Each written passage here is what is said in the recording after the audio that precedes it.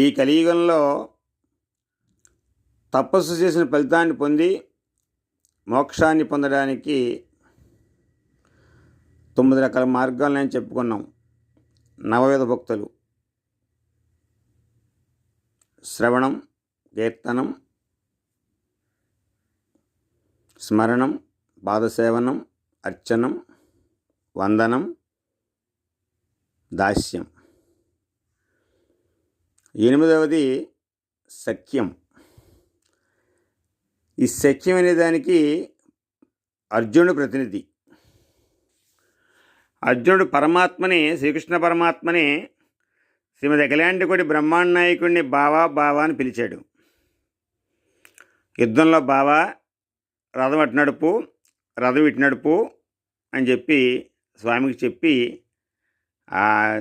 ఆయన రథిగా ఉండి పరమాత్మ సారథిగా ఉంటే యుద్ధం చేసి విజయాన్ని పొందారు పాండవులు. అలా అర్జునుడు బావా బావా అని పిలిచాడు. మనం కూడా ఈశ్వరుడితో సంబంధం కలిగి ఉండాలి. అదే సఖ్యం అంటే. అయ్య బాబోయ్ ఈశ్వరుడు, అయ్య బాబోయ్ దేవుడు, అయ్య బాబు దేవుడు అని చెప్పి భయపడుతూ ఉండకూడదు. ఈశ్వరుడి దగ్గర ఆయనతో సంబంధాన్ని కలిగి ఉండాలి. నాన్నగారు అని పిలవాలి, ఆయన్ని అమ్మా అని పిలవాలి అమ్మవారిని. అలా ఈశ్వరుడికి దగ్గరగా ఉండి ఈశ్వరుడితో సంబంధం పెట్టుకొని ఆయన నాన్నగారు అని చెప్పి ఏమన్నా ఆయనకి చెప్పుకోవాలి. అమ్మవారికి ఏమన్నా అమ్మకు చెప్పుకోవాలి. అలా ఈశ్వరుడు దగ్గరగా ఉండటమే సఖ్యం. అర్జునుడు బావా అని పిలిచాడు. మనం నాన్నగారని పిలవచ్చు, అమ్మ అని పిలవచ్చు. అదే సఖ్యం. ఈ సఖ్యానికి ప్రతినిధి అర్జునుడు. మనం కూడా ఈశ్వరుడితో సంబంధం పెట్టుకుని సఖ్యంగా ఉండి మోక్షాన్ని పొందవచ్చు. స్వామి ఎంతో లొంగిపోతాడంటే మీరు చూడండి, యుద్ధంలో బాణాలన్నీ ముందు సారథిగా తగులుతాయి, తర్వాత రథిగా తగులుతాయి. ఆ యొక్క యుద్ధం చేస్తున్నప్పుడు ఆ బాణాలు తగలకుండా తప్పుకోవాలి.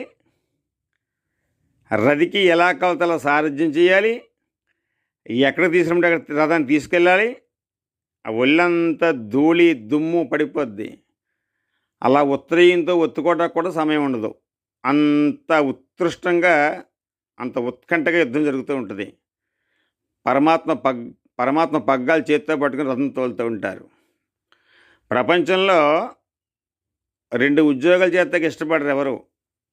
ఒకటి డ్రైవర్ పోస్ట్, 2 మెసెంజర్ పోస్ట్. ఈ 2 ఉద్యోగాలకి సాధారణంగా ఎవరో కొంచెం మొగ్గు చూపరు, చిన్నగా కొంచెం ఉంటాయని చెప్పి మొగ్గు చూపరు. కానీ పరమాత్మ ఆ 2 చేశారు.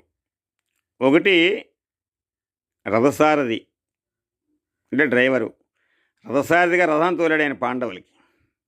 అలాగే పాండవ దూతగా రాయబారానికి వెళ్ళాడు, మెసెంజర్. ఆయన పాండవ దూతగా రాయబారం చేశాడు. అంటే పరమాత్మను నమ్ముకున్న వాళ్ళ కోసం పరమాత్మ దిగొచ్చేస్తాడు కిందకి. అంత లొంగిపోతాడు స్వామి. అంత గొప్ప స్వామి నా స్వామి. అందువల్ల ఆయనతో మనం సంబంధం పెట్టుకొని నాన్నగారు నాన్నగారు నాన్నగారు అంటూ మాట్లాడుతూ ఉండాలి. అమ్మా అమ్మా అమ్మ అని మాట్లాడుతూ ఉండాలి. ఆ లక్ష్మీనారాయణలే మనకు తల్లిదండ్రులు, ఆ పార్వతీ పరమేశ్వరులే మన తల్లిదండ్రులు, ఆ సీతారాములే తల్లిదండ్రులు. అలా మనం సఖ్యం కలిగి ఉండాలి. ఆ రుక్మిణి సత్యభామ సమేత శ్రీకృష్ణ పరమాత్మే మనకు దిక్కు. వాళ్ళే మనకు తల్లిదండ్రులు.